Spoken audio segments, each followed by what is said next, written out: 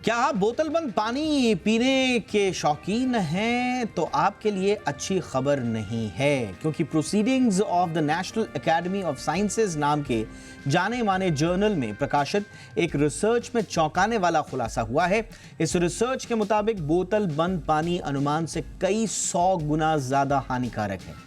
1 litre पानी में करीब 2.5 लाख प्लास्टिक के छोटे छोटे कण मौजूद होते हैं और इनमें से 90% नैनो प्लास्टिक कण हैं, जबकि बाकी माइक्रोप्लास्टिक कण हो सकते हैं। आज हम इस रिसर्च का विश्लेषण करेंगे, जानेंगे कि बोतल बंद पानी क्या वाकई में सेहत के लिए नुकसानदेह है, आपको कैसा पानी पीना चाहिए, और ये बोतल बंद पानी जो कि कहा जाता है कि चारों तरफ से सुरक्षित है, मिनरल वाटर है, बहुत ही सेफ वाटर है, अगर इसके अंदर प्लास्टिक के कण मौजूद हैं तो वो हमारे शरीर को किस तरह से नुकसान पहुंचा रहे हैं। इस पर होगी मेहमानों से खास बात, विस्तार से बात। पहले रिपोर्ट।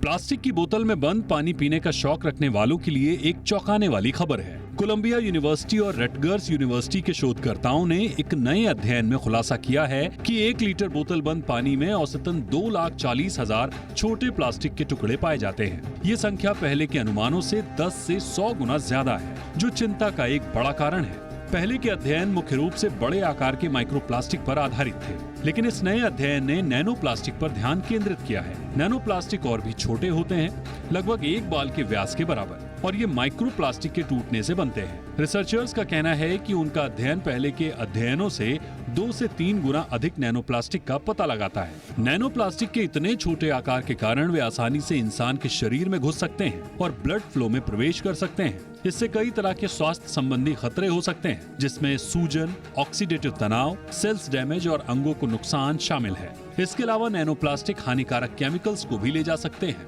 जिससे स्वास्थ्य जोखिम और बढ़ जाता है। रिसर्चर्स ने अमेरिका में बेचे जाने वाले बोतल बंद पानी के 3 लोकप्रिय ब्रांड्स का टेस्ट किया और 100 नैनोमीटर आकार के प्लास्टिक कणों का विश्लेषण किया। रिसर्च में पाया गया कि इन बोतलों में नैनो प्लास्टिक का स्तर काफी अधिक था।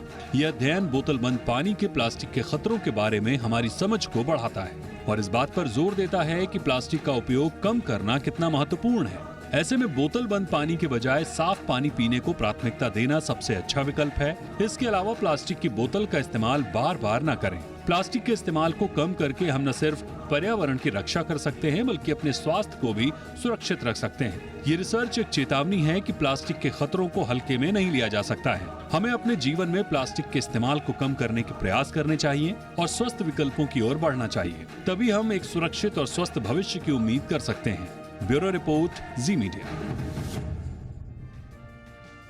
बहुत ही खास मेहमान इस वक्त हमारे साथ इस खास चर्चा के लिए जुड़ चुके हैं। डॉक्टर अंशुमान कुमार हमारे साथ जुड़ चुके हैं, सीनियर ऑन्कोलॉजिस्ट हैं। बहुत बहुत स्वागत है डॉक्टर अंशुमान आपका हमारे शो पर।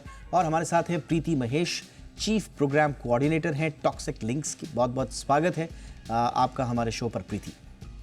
मैं प्रीति, चर्चा की शुरुआत आपसे ही करना चाहूँगा। कोलंबिया यूनिवर्सिटी के एनवायरमेंटल केमिस्ट हैं नेक्सिन कियान और उनकी टीम, जो इस जर्नल में इनकी स्टडी पब्लिश हुई है। इससे पहले हमने सुना तो था कि बोतल बंद प्लास्टिक की बॉटल्स में, बाकी जगह भी नैनो प्लास्टिक के छोटे छोटे कण पाए जाते हैं, लेकिन ये रिपोर्ट बहुत चौंका रही है, इसलिए कि एवरेज जो पार्टिकल्स की संख्या जो बताई जा रही है वो 2.5 लाख के आसपास है। ये कितना घातक है, इसका मायने क्या है एक आम आदमी के लिए? हमने भी की थी शोध इसके पहले, और वो जो कि यहाँ पे लिमिटेशंस है टेस्टिंग की, माइक्रो प्लास्टिक या माइक्रो लेवल तक ही उस पे शोध हो पाया था। तो ये नैनो लेवल पे जो शोध हुआ है वो बहुत ही शॉकिंग है। और ये शुरुआत है। और ये बोतलों में जो पाया जा रहा है, ये अगर नैनो प्लास्टिक बाकी पानी में भी टेस्ट किया जाएगा तो मुझे यकीन है कि वो बाकी मीडियम में भी पाया जाएगा। तो ये प्लास्टिक के सिर्फ कणों की बात नहीं है, प्लास्टिक में जो केमिकल्स होती हैं उनके बारे में भी ये बहुत चिंताजनक बात है। इस पे भी शोध बहुत ज़्यादा ज़रूरी है। तो आप कह रहे हैं कि माइक्रोप्लास्टिक के बारे में तो पहले से स्टडीज थी, लेकिन ये जो नैनो प्लास्टिक पार्टिकल्स इसमें आए हैं, ये क्यों घातक होते हैं प्रीति हमारे शरीर के लिए? किस रूप में नैनो प्लास्टिक घातक हो सकता है? जैसा आपने कहा माइक्रोप्लास्टिक जब टूटता है तो वो नैनो प्लास्टिक बनता है। इसका अर्थ ये है कि नैनो प्लास्टिक जो होता है वो बहुत ही छोटा होता है, बहुत ही छोटे कण हैं हम्म, और वो शरीर में कहीं भी पहुँच सकता है। तो इसकी जो सबसे ज़्यादा खतरनाक बात ये है इसकी साइज़ है, जो इसकी जो छोटे साइज़ है वो इसको कहीं भी पहुँचा सकता है, शरीर के कोई भी अंग में, खून में, ब्रेन में। ये ऑलरेडी आप देखेंगे तो इस तरह का शोध हो रहा है जहाँ ह्यूमन बॉडी में या शरीर में पाया गया है प्लास्टिक। हम्म, माइक्रोप्लास्टिक लेवल तक डिटेक्शन हुई है बट ये नैनो जो लेवल पे बात आ गई है उस पे ये बहुत ही खतरनाक हो गया है क्योंकि ये शरीर में कहीं भी पहुंच सकता है और जैसा मैंने कहा ये सिर्फ प्लास्टिक के पहुंचने की बात नहीं है, प्लास्टिक में जो केमिकल होगा वो भी वहां पहुंच रहा है। तो ये जो केमिकल ऐड किए जाते हैं प्लास्टिक में वो एब्सोल्युटली। भी आपके ब्रेन में और वो भी आपके ब्लड में पहुंच रहा है। तो ये एक बहुत ही ज़्यादा मुझे गंभीर लगता है बात है। सोचने की बात है और बहुत ही एब्सोल्युटली। खतरे की बात है। मार्च 2022 में एक रिपोर्ट आई थी जब माइक्रोप्लास्टिक्स का ह्यूमन ब्लड में पहली बार होने का पता लगा था और उस वक्त पूरी दुनिया में सकते में थी कि ह्यूमन ब्लड में तक माइक्रोप्लास्टिक आ गए हैं और अगर ये नैनो प्लास्टिक तक बात चली गई है तो फिर कितना गंभीर हो सकता है ये इशू, आप समझ सकते हैं। इसीलिए पूरी दुनिया में इस रिसर्च पर आज चर्चा हो रही है। डॉक्टर अंशुमान, आप अपने हिसाब से किस तरह से बयां इसे करेंगे सर? आपका ऑब्जर्वेशन क्या है? ये कितना गंभीर विषय है, कितना महत्वपूर्ण शोध है? जी, डोभाल साहब देखिए ये समस्या पहले से बरकरार थी। विज्ञान में जैसे-जैसे टेक्नोलॉजी इंप्रूव होती है, रमन टेक्नोलॉजी से इसको हम डिटेक्ट करते हैं, तो जितने सूक्ष्मतम पार्टिकल पे जा सकते हैं उतना हम जा रहे हैं। 10 to power -6 means micro particles. इसको जब ढूंढा तो पता चला human stomach has become ocean of plastic, मतलब पेट के अंदर जमा हुआ और कुछ फ्रेगमेंट टूट के गए हो जिसको हमने पहले 2022 की रिपोर्ट आपने कही डिटेक्ट हुआ। अब टेक्नोलॉजी और इंप्रूव हुई, अब हो गया 10 टू पावर -9, मतलब माइक्रोप्लास्टिक से 1000 गुना छोटा पार्टिकल इसका आपने निकाला। 3 बैरियर है हमारे शरीर में जिससे प्रमुख तौर पे ये प्लास्टिक अब्जॉर्ब होते हैं। स्किन के थ्रू, जब इंसान कुछ खाता है तो स्टमक मतलब इंटेस्टाइन की लाइनिंग के थ्रू, और जब श्वास लेता है तो फेफड़े के थ्रू, और ये सर्कुलेट होके आपके हार्ट में, ब्रेन में, जिसमें बैरियर लगा हो, एक तरह से फिल्ट्रेशन होता है जो इन चीजों को जाने नहीं देता था। लेकिन 10 टू पावर -9 का नैनो पार्टिकल उसको भी क्रॉस कर गया, हार्ट अटैक बढ़ाया, स्ट्रोक बढ़ाया, जो जो ऑर्गन नॉर्मली प्लास्टिक से अफेक्ट नहीं हो रहे थे वहां पर जाके इन्फ्लेमेशन, जिसको हम कहते हैं सूजन या ऑक्सीडेटिव तनाव जो आपके पैकेज में चला, ये सारी चीजें करने लगा। बहुत सारी समस्याएं बढ़ी, साथ में एंडोक्रीन डिस्ट्रप्टर का भी काम किया, खास करके महिलाओं में एस्ट्रोजन लाइक हार्मोन मिमिक किया। ब्रेस्ट कैंसर, एंडोमेट्रियल कैंसर, इसके केसेस बढ़ रहे हैं, बहुत तेजी से बढ़ रहे हैं। तो ये पूरा सिस्टम क्यों इतना खुला? आप देखिए दोनों बातों को, बॉटल्ड और दूसरा प्लास्टिक के पाइप में घर में पानी सप्लाई हो रहा है, पॉलीविनाइल क्लोराइड, वो भी लीच होके आ रहा है, खास करके पाइप एक्सपोज है आपके अपार्टमेंट में, वहां से लीच हुआ। जो आरओ फिल्टर आप इस्तेमाल करते हैं या कॉमर्शियल पानी इस्तेमाल किया जाता है आरओ फिल्ट्रेशन के लिए, आयन एक्सचेंज रेजिन, उसमें पॉलीस्टीरीन लीक होगा, इसमें आया, उसको भी जब मेजर करेंगे तो नैनो प्लास्टिक मिलेगा। और फिर बॉटलिंग हुई, खास करके बॉटल में पानी आपने पिया, गाड़ी में रखा, गर्म होने के बाद लीचिंग बढ़ गई और भी हुआ। मतलब ह्यूमन एंड ऑल इकोसिस्टम पूरी तरह से घिर चुका है पार्टिकल्स ऑफ प्लास्टिक से। अब चर्चा तो होगी, हेल्थ हजार्ड भी है, लेकिन क्या इस पे ग्राउंड लेवल पे कोई कार्रवाई हो रही है? पहले भी आपके शो में आप ही थे, मैंने कह चुका हूं 3 स्तर पे कार्रवाई की जरूरत है। नहीं करेंगे तो ये बहुत बड़ा एटम बॉम्ब है जिसमें कैंसर और अन्य बीमारियों से इंसान उस पर बैठा है, किसी ने फट सकता है। आपने बिल्कुल सही कहा कि रिसर्च आती है, उस पर चर्चा भी हो जाती है, मेन स्ट्रीम मीडिया में तो चर्चा भी नहीं होती साहब। चलिए, हमने बीड़ा उठाया हुआ है कि कंज्यूमर की हेल्थ की हम बात करेंगे, हमने चर्चा कर ली, लेकिन सवाल ये है कि ये बोतल बंद पानी मैन्युफैक्चर करने वाली तो बड़ी बड़ी कंपनीज हैं, इनके गले में अगर ये बिल्ली हैं तो इनके गले में घंटी बांधेगा कौन? ये तो बहुत बड़ा सवाल है। प्रीति, ये इसका दायरा क्या है? इसका दायरा क्या वो है सिर्फ वो घरेलू कंपनीज जो अच्छे प्लास्टिक का इस्तेमाल नहीं कर रहे हैं, या ये बड़ी बड़ी एमएनसी जो बड़े बड़े एडवर्टीजमेंट और बड़े बड़े दिखाते हैं कि साहब हम तो सीधा हिमालय से ही पानी छान कर ला रहे हैं और आपको पिला रहे हैं, ये सब पे लागू है? ये जो प्लास्टिक की समस्या है, ये कोई छोटी या बड़ी कंपनीज़ पे मैं कहूँगी लिमिट नहीं है या सीमित नहीं है। हम्म। तो ये प्लास्टिक एक जो मटेरियल है उसकी प्रॉब्लम है कि ये टूटेगी चाहे आप किसी भी तरह की प्लास्टिक का इस्तेमाल करें। ये धीरे-धीरे छोटे कणों में टूटती ही जाएगी और ये आपके खाने में आपके पानी में कहीं न कहीं मिल के आएगी आपके शरीर में। तो इसके लिए ज़रूरी है कि हम प्लास्टिक के ऑल्टरनेट का इस्तेमाल करें। कंपनीज़ के सीमा में नहीं है, ये बड़ी कंपनी के बॉटल्स भी आप खरीद लें तो यही समस्या आपको आएगी और छोटे में भी ये समस्या आएगी। तो इसके लिए ऑलरेडी जो ग्लोबली आप देखेंगे तो एक ट्रीटी की बात हो रही है जहाँ माइक्रोप्लास्टिक और नैनो प्लास्टिक के बारे में भी बात हो रहा है। हम्म। लेकिन बहुत सारे देश इसमें ये कहना चाह रहे हैं कि सिर्फ वेस्ट मैनेजमेंट की बात है और ये इस पे हमें कोई रोक लगाने की ज़रूरत नहीं है शुरू के लेवल पे या मतलब यूज़ करने के लेवल पे इस पे कोई रोक लगाने की ज़रूरत नहीं है। तो ये स्टडी मैं कहूँगी कि उसके लिए ये ट्रीटी के डिस्कशन को भी काफ़ी आगे तक ले जाएगी क्योंकि ये दिखा रहा है, क्लियरली हमें दिखा रहा है कि प्लास्टिक जो है ये सिर्फ वेस्ट मैनेजमेंट का इशू नहीं है, ये एक इन्हेरेंटली एक मटेरियल का इशू है, ये एक समस्या है जो हमारे हेल्थ को काफ़ी इम्पैक्ट कर रहा है। तो मुझे लगता है ये जो शोध है, ये काफ़ी मैं कहूँगी समय पे भी आया है क्योंकि ये ग्लोबल ट्रीटी की ऑलरेडी डिस्कशन चल रही है और उसमें माइक्रोप्लास्टिक और नॉन प्लास्टिक के बारे में बात हो रही है। तो ये कंपनियों पे भी काफ़ी प्रेशर डालेगा कि ये जो अपने फ़िल्टरेशन के प्रोसेस लगा रहे हैं, उसमें किस तरह की समस्या हो रही है, प्लास्टिक का कितना इस्तेमाल हो रहा है जिसके कारण ये नैनो प्लास्टिक पानी में भरता जा रहा है। ये आपकी बहुत इंपॉर्टेंट बात मुझे एक लगी। इनफैक्ट मुझे इस बात ने थोड़ा सा सोचने पर मजबूर भी किया कि एक्चुअल में हम प्लास्टिक को पूरा का पूरा समस्या जोड़कर देखते हैं वेस्ट मैनेजमेंट से, और जब हम प्लास्टिक कहते हैं तो फिर प्लास्टिक के आगे हम कचरा लगा देते हैं, और फिर जब कचरा लगाते हैं तो फिर वो वेस्ट मैनेजमेंट में आ जाता है। अब वेस्ट मैनेजमेंट को ऐसे देखा जाता है कि साफ सफाई के इशू हैं, जब सब चीज़ें साफ हो जाएंगी, सब कुछ ठीक ठाक हो जाएगा, तो जिस दिन साफ सफाई हुई, हाइजीन आया, उस दिन प्लास्टिक गायब। लेकिन एक्चुअल में ऐसा है नहीं। ये एक्चुअल में डॉक्टर अंशुमान, ये कितनी इंपॉर्टेंट बात प्रीति ने कही कि ये वेस्ट मैनेजमेंट का इशू नहीं है, ये एक मटेरियल का इशू है, और मटेरियल साफ सफाई हो ना हो, कचरा हो ना हो, आपके घर में, आसपास, आपके पेट में, आपके ब्लड में पहुंच चुका है। जी, आप ही के चैनल पे पिछले साल चर्चा में कोई आए थे जो प्लास्टिक ग्रुप को सपोर्ट कर रहे थे, उन्होंने यही कहा था कि वेस्ट मैनेजमेंट का इशू है। तब भी उनसे इसी पर चर्चा हुई थी कि जस्ट वेस्ट मैनेजमेंट इशू नहीं है। जब प्लास्टिक शोध करके मार्केट में लाया गया था तो इसके इनोवेटर ने कहा था न ये जलेगा, न गलेगा, न सड़ेगा।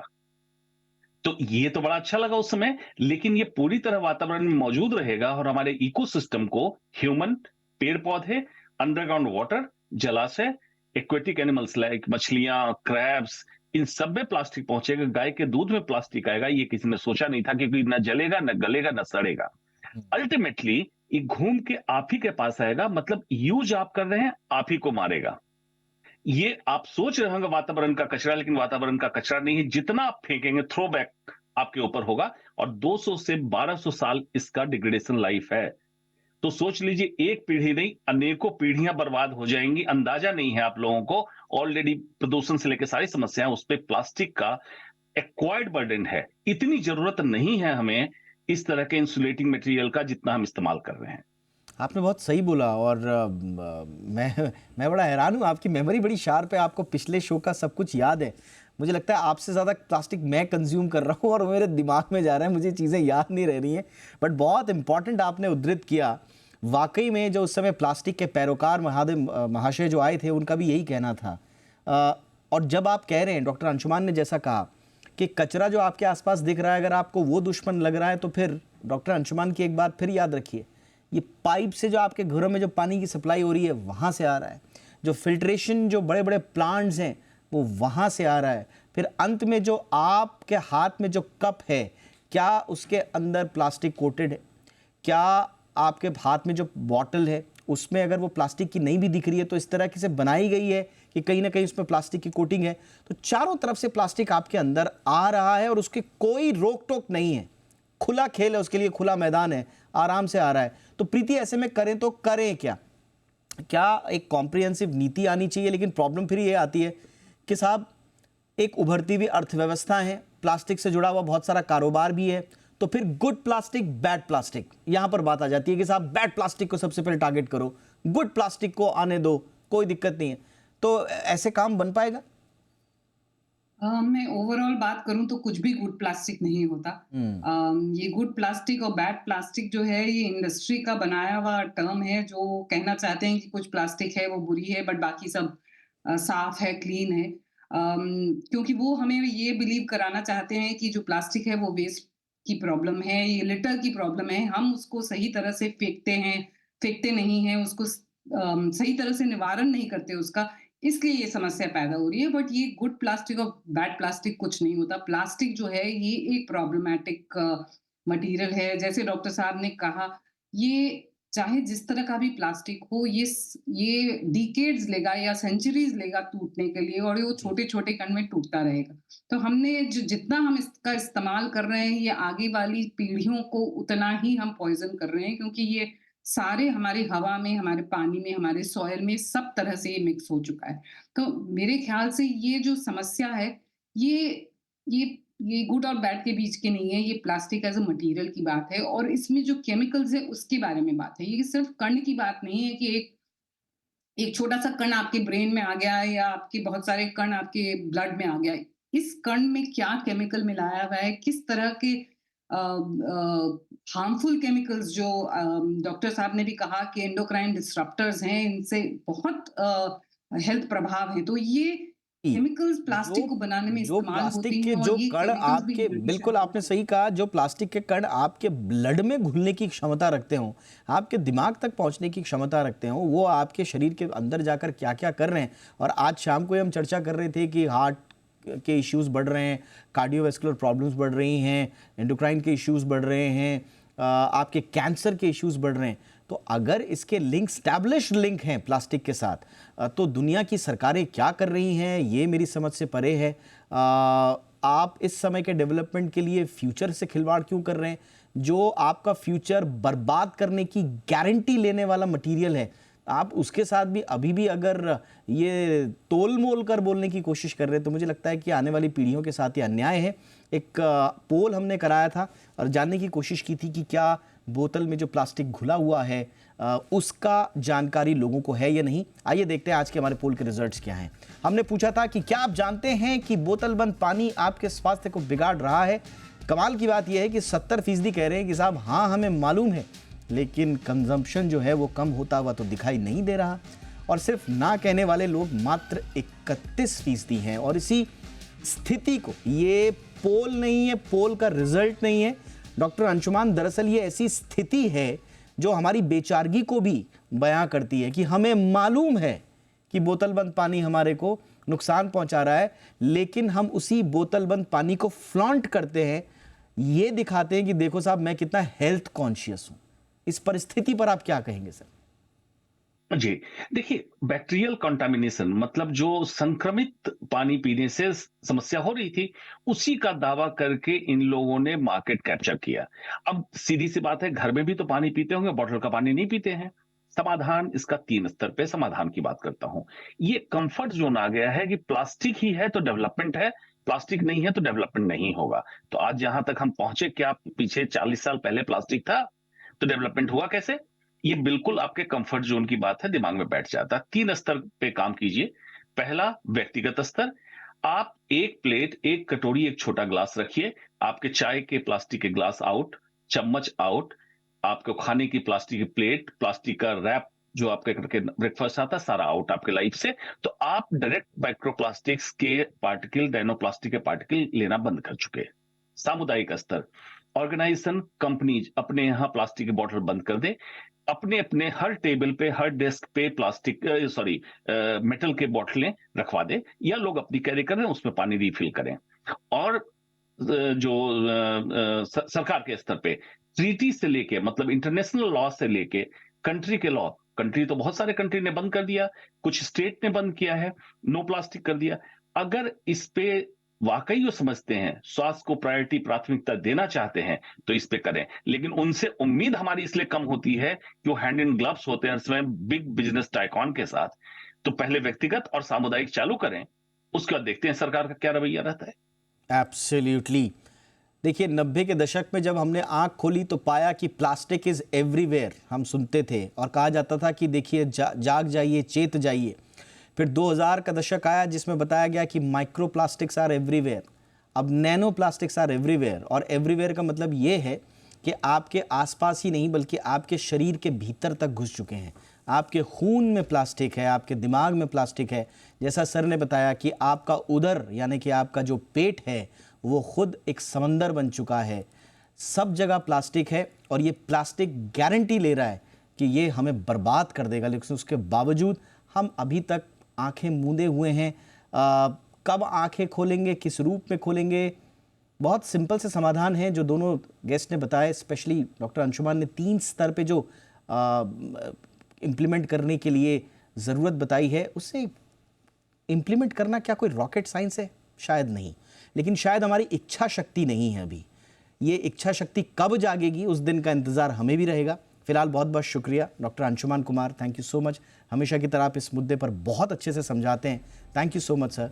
प्रीति जी बहुत बहुत शुक्रिया, अच्छे से आपने डॉट कनेक्ट किए, थैंक यू सो मच वक्त निकालने के लिए।